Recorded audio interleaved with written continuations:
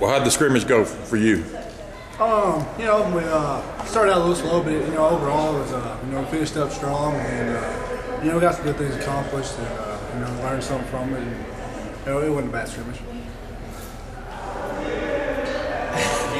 I was going to ask about your shoulder, but we ask about this every time. Is this just a normal thing to get it iced down after each practice? Right. I mean, this is maintenance. I mean, we throw so many balls every day. It's just something to do after practice. You looking forward to an off day? Oh yeah, I mean we're definitely ready for an off day. Help the body recover a little bit, and as we get school started and stuff. So definitely looking forward to tomorrow. Did you notice some sluggishness Saturday among the team, just after so many days in a row of practice? You can tell sometimes, just route running or whatever it is. Just you start to fatigue and your legs get tired and stuff like that. And it's I guess over probably. After the next week of practice, we'll probably start, cutting back a little bit to help everybody's legs get back, and so we get ready to roll for the season. Have you had a camp before where y'all went 16 days in a row without taking a day off? We had some tough camps before. I'm not sure exactly what days, but we've been going at it, and that's no doubt about that.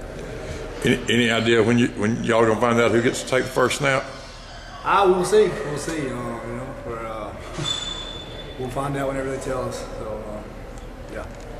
Chris, how do you feel like you did yesterday in the scrimmage? There was bright spots, and there's some spots could have. I'd like to go back and do again.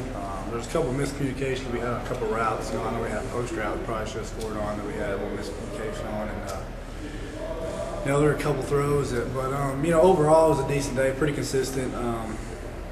You always have ones you can go back and take back and throw again, but overall it wasn't a bad day.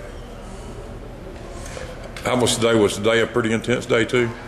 It was a pretty typical practice. We got some good team reps and scaling all the normal stuff we do. So it is a typical practice. I'm doing a story on Tony Franklin. He has a reputation as always being hard on quarterbacks. You find that some coaches maybe wouldn't be as hard on a quarterback as, say, a defensive lineman, and compare that to him, and I guess he talks about the way he is, very demanding on his quarterbacks. Right.